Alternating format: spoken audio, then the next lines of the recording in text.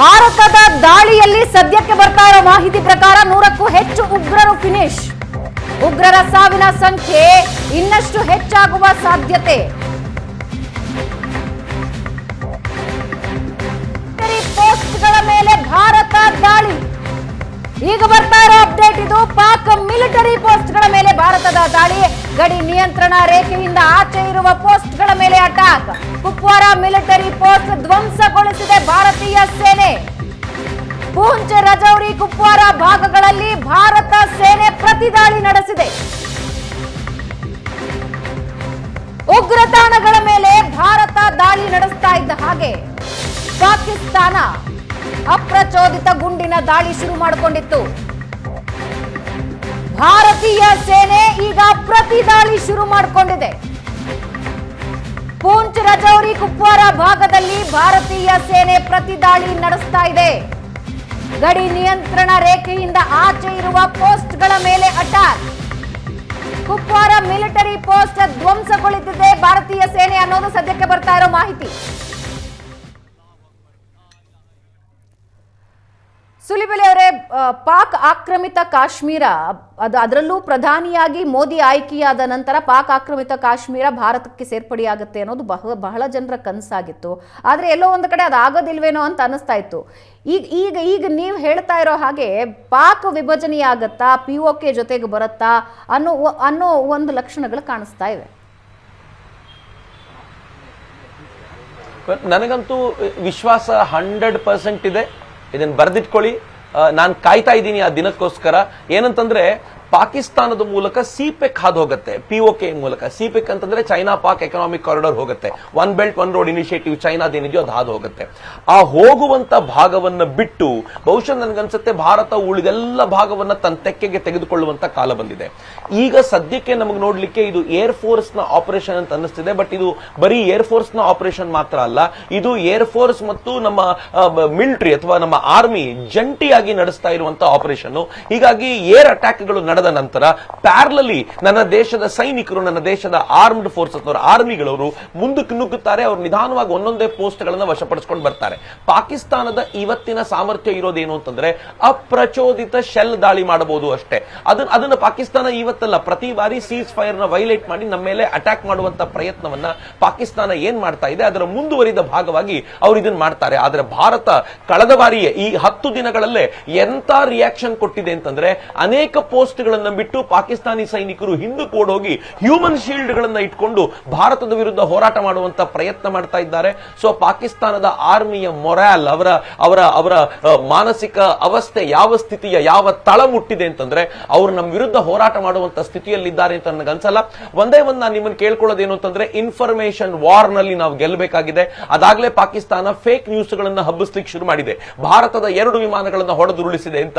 I was wandering, global news ಬೆಳಗ್ಗೆ ನಾನು ನೋಡುವಾಗ ಹೇಳ್ತಿತ್ತು ಭಾರತದ 3 ವಿಮಾನಗಳನ್ನ ಪಾಕಿಸ್ತಾನ ಹೊಡೆದು ಉರುಳಿಸಿದೆ ಅಂತ ಗ್ಲೋಬಲ್ ನ್ಯೂಸ್ ಹೇಳ್ತಿತ್ತು. ಆದ್ರೆ ಇದೀಗ ಬರ್ತಾ ಇರುವ ಸುದ್ದಿ ಅದೇನು ಅಂತಂದ್ರೆ ಅದೆಲ್ಲವೂ ಎಲ್ಲ ಫೇಕ್ ನ್ಯೂಸ್ ಗಳನ್ನ ಅವರು ಹೇಳ್ತಾ ಇದ್ದಾರೆ ಅಂತ. ಬಟ್ ಇನ್ಫ್ಯಾಕ್ಟ್ ನಾವು ಪಾಕಿಸ್ತಾನದ JF-17 ಹೊಡೆದು ಉರುಳಿಸ್ತಾ ಇದ್ದೀವಿ. ಸೊ ಜನರಿಗೆ ಸರಿಯಾದ ಮಾಹಿತಿ ಸರಿಯಾದ ಟೈಮಲ್ಲಿ ತಲುಪಿಸೋದ್ರ ಮೂಲಕ ನಾವೇನಾದ್ರೂ ಈ ಯುದ್ಧದಲ್ಲಿ ಇನ್ಫಾರ್ಮೇಶನ್ ವಾರಲ್ ಗೆದ್ವಿ ಅಂತಂದ್ರೆ ಭಾರತವನ್ನ ಗಟ್ಟಿಯಾಗಿ ಇಟ್ಕೊಳ್ಳೋದು ಸಾಧ್ಯವಾಗುತ್ತೆ ಅಂತ ನನಗನ್ಸುತ್ತೆ. ಸೊ ಯಾರ್ಯಾರು ಫೇಕ್ ನ್ಯೂಸ್ ಅನ್ನು ಹಬ್ಬಿಸ್ತಾರೋ ಅವ್ರಿಗೆಲ್ಲರಿಗೂ ಸರಿಯಾಗಿರುವಂತ ಒಂದು ಸುದ್ದಿ ಹೋಗಬೇಕಾಗಿರುವಂತ ಅಗತ್ಯ ಇದೆ ಈ ಸಂದರ್ಭದಲ್ಲಿ. ಬಟ್ ಡೆಫಿನೆಟ್ಲಿ ನಾವು ಭಾರತದ ಒಳಗೆ ನುಗ್ಲಿಕ್ಕೆ, ಪಾಕಿಸ್ತಾನದ ಒಳಗೆ ನುಗ್ಲಿಕ್ಕಿದ್ದೀವಿ. ಆ ದಿನಕ್ಕೋಸ್ಕರ ಕಾಯ್ತಾ ಇದ್ದೀನಿ ನಾನು. Is it so easy? Chakravarthy Sulibele ಅವರೇ, POKನ ವಶಪಡಿಸಿಕೊಳ್ಳೋದು ಅಥವಾ ಪಾಕಿಸ್ತಾನದ ಒಳಗೆ ನುಗ್ಗೋದು? ಯಾಕೆಂದ್ರೆ ಕಾಶ್ಮೀರದಲ್ಲಿರುವ ಪಾಕಿಸ್ತಾನ ಪ್ರೇಮಿಗಳನ್ನೇ ನಾವು ಗೆಲ್ಲೋದಕ್ಕೆ ಸಾಧ್ಯ ಆಗಿಲ್ಲ ಇಲ್ಲಿವರೆಗೆ. ಮೊನ್ನೆ ಆಗಿರುವ ಪಹಲ್ಗಾಮ್ನ ಅಟ್ಯಾಕ್ ಏನಿದೆಯಲ್ಲ ಅದು ಕಾಶ್ಮೀರದಲ್ಲಿರುವ ಪಾಕಿಸ್ತಾನ ಪ್ರೇಮಿಗಳಿಂದಲೇ ಆಗಿರೋದು. ಇಲ್ಲ ಅಷ್ಟು ಸುಲಭವಾಗಿ ಆಗ್ತಾ ಇರಲಿಲ್ಲ. ಇಸ್ ಇಟ್ ಸೋ ಈಸಿ POKನ ವಾಪಸ್ ಪಡೆದುಕೊಳ್ಳೋದು ಮತ್ತು ಬಲೂಚಿಸ್ತಾನಕ್ಕೆ ಅದರ ಹಕ್ಕನ್ನು ಕೊಡೋದು? ಅದು ಕೇಳೋದಕ್ಕೆ ಬಹಳ ಫೇರಿಟೇಲ್ ಅಂತ ಅನ್ನಿಸ್ತಾ ಇದೆ.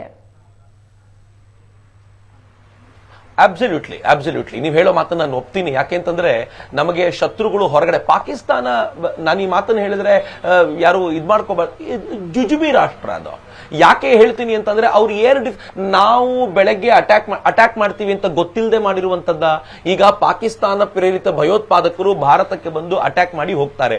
ಮಾಡುವಂತವರು ನಮ್ಗೆ ಗೊತ್ತಿಲ್ಲದೆ ಮಾಡ್ತಾರೆ. ಗೊತ್ತಿದ್ರೆ ಅವರನ್ನ ನಡು ರಸ್ತೆಯಲ್ಲಿ ಕೊಚ್ಚಿ ಬಿಸಾಕುವಂತ ಸಾಮರ್ಥ್ಯ ಈ ದೇಶದ ಸೈನಿಕರಿಗಿದೆ. ಆದ್ರೆ ನಮ್ಮ ಮೇಲೆ ಅಟ್ಯಾಕ್ ಮಾಡುವಂತ ಈ ಪಾಕಿಸ್ತಾನ ಗೊತ್ತಿಲ್ಲದೆ ಬರುತ್ತೆ. ನಾವು ಹೇಳಿ ಮಾಡಿದೀವಲ್ಲ, ನಾವು ಹೇಳಿ ಹೇಗೆ ಬಡ್ದಿದ್ದೀವಿ ಪಾಕಿಸ್ತಾನಕ್ಕೆ ಅಂತಂದ್ರೆ ನಾವು ಬರ್ತೀವಿ ಅಂತ ಹೇಳಿದೀವಿ. ಹೀಗಿರುವಾಗ್ಲೂ ಅವ್ರ ಏರ್ ಡಿಫೆನ್ಸ್ ಎಷ್ಟು ವೀಕ್ ಆಗಿದೆ ಅಂತಂದ್ರೆ ಪಾಕಿಸ್ತಾನಕ್ಕೆ ಈ ಸಾಮರ್ಥ್ಯ ಇಲ್ಲ ಅಂತಾಯ್ತು ನಮ್ಮನ್ನು ತಡೆಯುವಂತದ್ದು. ಹೀಗಾಗಿ ನಮ್ಮ ಸೈನಿಕರಿಗೆ ಪಿಒಕೆನ ವಶಪಡಿಸಿಕೊಳ್ಳುವಂತದ್ದು ಕಷ್ಟವಾಗಿರುವಂತ ಸಂಗತಿ ಆಗೋದಿಲ್ಲ ಅಂತ ನನ್ಗನ್ಸುತ್ತೆ. ಆದ್ರೆ ನೀವು ಹೇಳ್ತಾ ಇರೋದು ವಶಪಡಿಸಿಕೊಂಡ ನಂತರ ಅಸಿಮಿಲೇಷನ್ ಮಾಡ್ಕೊಳ್ಬಹುದಾ, ಅದು ನಂಗೆ ಗೊತ್ತಿಲ್ಲ. ಅದಕ್ಕೆ ನಾವು ಏನೇನ್ ಮಾಡಬೇಕು ಸರ್ಕಸ್ ಅಂತ ಗೊತ್ತಿಲ್ಲ.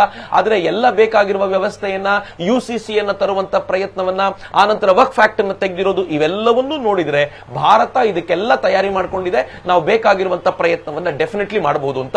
ಬಟ್ ಲೆಟ್ ಮಿ ಆಡ್, ನೀವು ಹೇಳಿದ್ರಿ ಪಾಕಿಸ್ತಾನದ ಪ್ರೇಮಿಗಳು ಬರೀ ಕಾಶ್ಮೀರದಲ್ಲಿದ್ದಾರೆ ಅಂತ. ಪಾಕಿಸ್ತಾನದ ಪ್ರೇಮಿಗಳು ಕರ್ನಾಟಕದಲ್ಲಿದ್ದಾರೆ, ಬೆಂಗಳೂರಿನಲ್ಲಿದ್ದಾರೆ.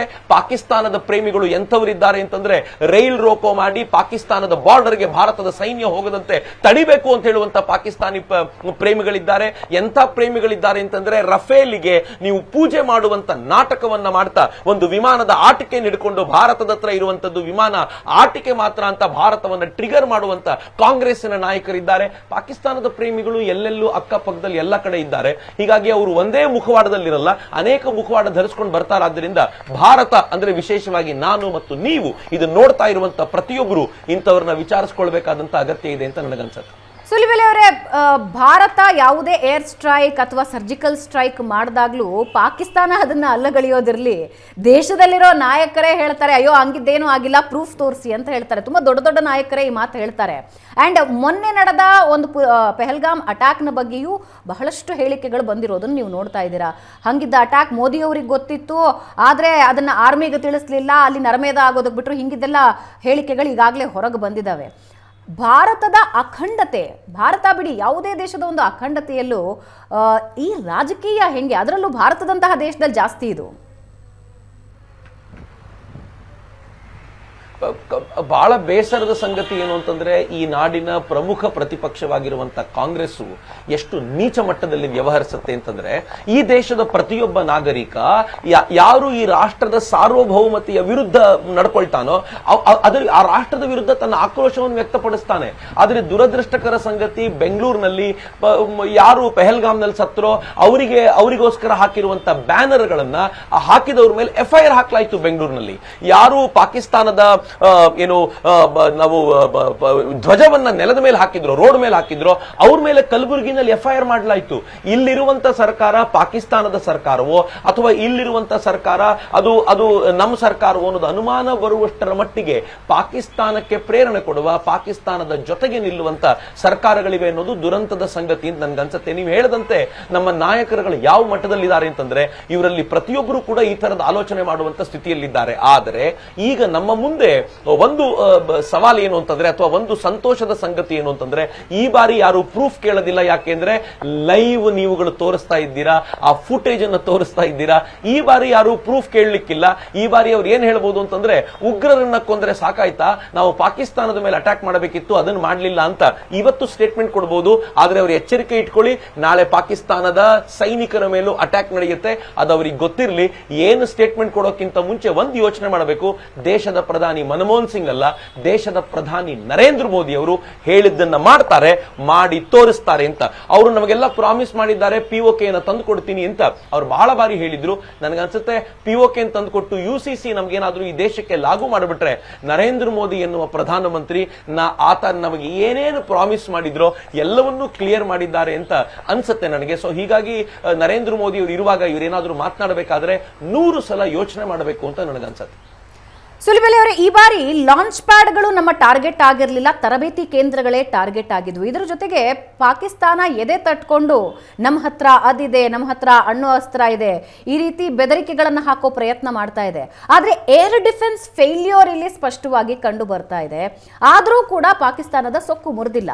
3 ಗಂಟೆ ರಾತ್ರಿಯಲ್ಲಿ ಪಾಕ್ ಪ್ರಧಾನಿ ಹೇಳ್ತಾರೆ, ಇದಕ್ಕೆ ತಕ್ಕ ಉತ್ತರ ಕೊಡ್ತೀವಿ, ತಾತ್ಕಾಲಿಕ ಖುಷಿ ಪಟ್ಕೊಳ್ಳಿ, ಇದಕ್ಕೆ ರಿವೆಂಜ್ ನಾವು ತೀರಿಸ್ತೀವಿ ಅಂತ.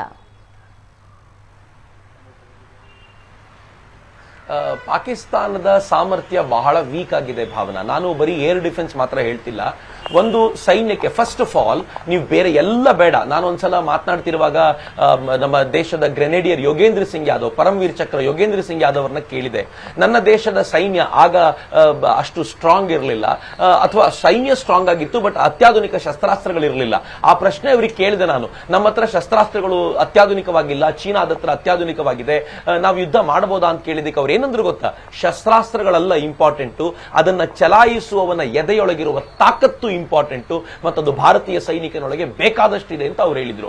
ನನಗದು ನೋಡುವಾಗ ಇವತ್ತನ್ಸುತ್ತೆ ಭಾರತೀಯ ಸೈನಿಕ ಎಂಥ ತಾಕತ್ವರಾಗಿದ್ದಾನೆ, ಅವನ ಎದೆಯೊಳಗೆ ತಾಕತ್ತಿದೆ, ಅದ್ರ ಜೊತೆಗೆ ಅವನ ಹತ್ರ ಇರುವಂತಹ ಶಸ್ತ್ರಾಸ್ತ್ರಗಳು ಅತ್ಯಾಧುನಿಕವಾಗಿಯೂ ಇದೆ. ಇದು ಮೊದಲನೇ ಪಟ. ಆದ್ರೆ ಪಾಕಿಸ್ತಾನದ ಕಥೆ ಏನು? ಅಲ್ಲಿನ ಸೈನಿಕನ ಮೊರಾಲ್ ಬೂಸ್ಟ್ ಮಾಡ್ಲಿಕ್ಕೋಸ್ಕರ ಓಡಿ ಬರಬೇಕು, ಬಂಕರ್ಗಳಲ್ಲಿ ಅವರ ಸಭೆ ಮಾಡಬೇಕು, ಅವರ ಸಭೆಗಳನ್ನ ಬಂಕರ್ಗಳಲ್ಲಿ ಮಾಡೋದ್ರ ಮೂಲಕ ಅವರಿಗೆ ತೋರಿಸಬೇಕು ನಿಮಗೆ ತಾಕತ್ತಿದೆ, ನೀವು ಧೈರ್ಯ ತಂದ್ಕೊಳ್ಳಿ, ನಾವಿದ್ದೀವಿ ಅಂತ ಹೇಳಬೇಕು. ಸೊ ಫಸ್ಟ್ ಆಫ್ ಆಲ್ ಅಲ್ಲಿ ಸತ್ರು. ಎರಡನೇದು, ಅವರ ಹತ್ರ ಅತ್ಯಾಧುನಿಕವಾದ ಶಸ್ತ್ರಾಸ್ತ್ರಗಳು ಬೇಕು. ಆದ್ರೆ ಪಾಕಿಸ್ತಾನ ಮೊನ್ನೆ ಉಕ್ರೇನಿಗೆ ಕೆಲವೊಂದು ಮದ್ದು ಗುಂಡುಗಳನ್ನು ಸಪ್ಲೈ ಮಾಡಿದ ನಂತರ ಇವತ್ತು ಅವರ ಹತ್ರ ಬೇಕಾಗಿರುವಷ್ಟು ಮದ್ದು ಗುಂಡುಗಳಿಲ್ಲ. ಫುಲ್ ಫ್ಲೆಡ್ಜ್ ವಾರ್ ಶುರುವಾದರೆ ಪಾಕಿಸ್ತಾನ 4 ದಿನಗಳ ಕಾಲ ಯುದ್ಧ ಮಾಡಬಹುದು. 5ನೇ ದಿನ ಯುದ್ಧಕ್ಕೆ ಬೇಕಾಗಿರುವ ಮದ್ದು ಗುಂಡು ಅವರ ಬಳಿ ಇಲ್ಲ. ಸಪ್ಲೈ ಮಾಡಬಲ್ಲವರು ಯಾರು? ಯುಕೆ ಸಪ್ಲೈ ಮಾಡ್ಲಿಕ್ಕೆ ಆಗೋದಿಲ್ಲ. ಯಾಕೆ ಅಂತಂದ್ರೆ ಭಾರತ ಯುಕೆ ಯೊಂದಿಗೆ ನಿನ್ನೆ ತಾನೇ ಒಂದು ಒಪ್ಪಂದ ಮಾಡಿಕೊಂಡಿದೆ, ಪಾಕಿಸ್ತಾನದ ಜೊತೆ ನಿಲ್ತೀವಿ ಅಂತ. ಹೌದು, ಚೀನಾ ಹೇಳ್ತಿದೆ. ಆದ್ರೆ ಚೀನಾಕ್ಕೆ ಪ್ರಾಬ್ಲಮ್ ಏನಿದೆ ಅಂತಂದ್ರೆ ಯುನೈಟೆಡ್ ನೇಷನ್ಸ್ ನ ಸೆಕ್ಯೂರಿಟಿ ಕೌನ್ಸಿಲ್ ನಲ್ಲೇ ಪಾಕಿಸ್ತಾನದ ಪರವಾಗಿ ಚೀನಾ ಮಾತಾಡ್ಲಿಕ್ಕೆ ಸಾಧ್ಯವಾಗಲಿಲ್ಲ. ಯಾಕೆಂದ್ರೆ ಪಾಕಿಸ್ತಾನ ಮಾಡಿರುವ ಕೃತ್ಯ ಅದು ಈ ದೇಶದ ಕೈಯಲ್ಲಿ ಶಸ್ತ್ರ ಹಿಡಿಯದ, ಕೈಯಲ್ಲಿ ಒಂದು ಲಾಠಿ ಹಿಡಿಯದ ಸಾಮಾನ್ಯರ ಮೇಲೆ ಅಟ್ಯಾಕ್ ಮಾಡಿರುವಂತಹ ವಿಚಾರವನ್ನ ಭಾರತ ಏನ್ ಜಗತ್ತಿನ ಮುಂದೆ ಪ್ರತಿಪಾದಿಸಿದೆ, ಚೀನಾಕ್ಕೆ ಅದರ ವಿರುದ್ಧ ಮಾತನಾಡುವಂತ ಸ್ಥಿತಿ ಇಲ್ಲ. ಹೀಗಾಗಿ ಚೀನಾ ಆಂತರಿಕವಾಗಿ ಸಪೋರ್ಟ್ ಮಾಡಬೇಕೆ ಹೊರತು ಓಪನ್ ಆಗಿ ಚೀನಾ ಸಪೋರ್ಟ್ ಮಾಡ್ಲಿಕ್ಕೆ ಬರ್ಲಿಕ್ಕೆ ಆಗೋದಿಲ್ಲ. ನಮ್ಮ ಗಡಿ ತುದಿಯಲ್ಲಿ ಬಂದು ಯುದ್ಧ ಮಾಡ್ತೀನಿ ಅಂತ ಹೇಳಲಿಕ್ಕೆ ಆಗೋದಿಲ್ಲ. ಆ ತರದ ಸ್ಥಿತಿ ಚೀನಾಕ್ಕಿದೆ. ಇದು ಎರಡನೇ ಪಾರ್ಟ್. ಇನ್ನು ಮೂರನೇ ಪಾರ್ಟ್ ನೀವು ಕೇಳೋದಾದ್ರೆ ಪಾಕಿಸ್ತಾನದ ಆರ್ಥಿಕ ಸ್ಥಿತಿ ಎಷ್ಟು ಹದಗೆಟ್ಟಿದೆ ಗೊತ್ತಾ ಭಾವನಾ ಅವರೇ? ಪಾಕಿಸ್ತಾನದ ಸ್ಥಿತಿ ಏನು ಅಂತಂದ್ರೆ ಅವ್ರ ಹತ್ರ ಇರುವಂತ ವಿದೇಶಿ ವಿನಿಮಯ $1.5 ಬಿಲಿಯನ್. ಆದ್ರೆ ನಮ್ಮ ಹತ್ರ ಇರೋದು $700 ಬಿಲಿಯನ್. ನಮಗೂ ಮತ್ತು ಅವ್ರಿಗೂ ವಿದೇಶಿ ವಿನಿಮಯದಲ್ಲಿ ಕಂಪೇರ್ ಮಾಡ್ಲಿಕ್ಕೆ ಆಗದೇ ಇಲ್ಲ. ನಾವು ಮುಂದಿನ 1.5 ವರ್ಷಗಳ ಕಾಲ ಯುದ್ಧ ನಡೆದ್ರೂ ಕೂಡ ಸಸ್ಟೈನ್ ಮಾಡಿಕೊಳ್ಳಬಲ್ಲಷ್ಟು ನಮ್ಮ ಬೊಕ್ಕಸದಲ್ಲಿ ವಿದೇಶಿ ವಿನಿಮಯವನ್ನ ಉಳಿಸಿದ್ದೀವಿ. ಆದ್ರೆ ಪಾಕಿಸ್ತಾನಕ್ಕೆ ಸಸ್ಟೈನ್ ಆಗಬಲ್ಲಂತ ಸಾಮರ್ಥ್ಯ ಎಷ್ಟು ಗೊತ್ತಾ? ಹಾರ್ಡ್ಲಿ 1.5 ಮಂತ್, ಅದಕ್ಕಿಂತ ಜಾಸ್ತಿ ಪಾಕಿಸ್ತಾನ ಸಸ್ಟೈನ್ ಆಗ್ಲಿಕ್ಕೆ ಆಗೋದಿಲ್ಲ. ಸೊ ಪಾಕಿಸ್ತಾನ ಎಲ್ಲ ದಿಕ್ಕಿನಿಂದಲೂ ಜಾಗತಿಕ ಮಟ್ಟದಲ್ಲಿ ಅವರಿಗೆ ಸಪೋರ್ಟ್ ಇಲ್ಲ, ಅವ್ರ ಹತ್ರ ವಿದೇಶಿ ವಿನಿಮಯ ಇಲ್ಲ, ಪಾಕಿಸ್ತಾನಕ್ಕೆ ಸೇನಾ ಸಪೋರ್ಟ್ ಇಲ್ಲ, ಅವ್ರ ಹತ್ರ ಅತ್ಯಾಧುನಿಕ ಶಸ್ತ್ರಾಸ್ತ್ರಗಳಿಲ್ವಾ, ಇರುವಂತ ವಿಮಾನಗಳು ಯಾವುದು JF-17, ಅದನ್ನು ಒಂದನ್ನು ಆಗ್ಲೇ ಹೊಡೆದು ಉರುಳಿಸಲಾಗಿದೆ. ಈ ತರದ ಸ್ಥಿತಿಯಲ್ಲಿ ಪಾಕಿಸ್ತಾನ ಇರುವಾಗ ಅವರು ಫುಲ್ ಫ್ಲೆಡ್ಜ್ ವಾರಿಗೆ ಪ್ರಯತ್ನ ಪಟ್ಟರೆ ಅದು ಅವರ ಮರಣ ಶಾಸನ. ನಾನು ಈ ಪದವನ್ನು ಬಳಸ್ತಾ ಇದ್ದೀನಿ. ಅದು ಪಾಕಿಸ್ತಾನದ ಮರಣ ಶಾಸನ ಆಗುತ್ತೆ. ಪಾಕಿಸ್ತಾನ ಚೂರಾಗುವಂತ ಹೊತ್ತಿಗೆ ಅವರೇ ತಮ್ಮ ಪ್ರಯತ್ನವನ್ನ ಮಾಡ್ಕೊಳ್ತಾರೆ ಅಂತ ನನಗನ್ಸುತ್ತೆ. ರೈಟ್, ಚಕ್ರವರ್ತಿ ಸೂಲಿಬೆಲೆ ಅವರೇ,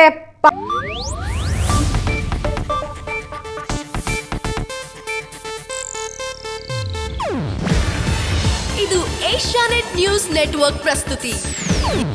ನೀವು ನೋಡ್ತಿದ್ದೀರಾ ಏಷ್ಯಾನೆಟ್ ಸುವರ್ಣ ನ್ಯೂಸ್.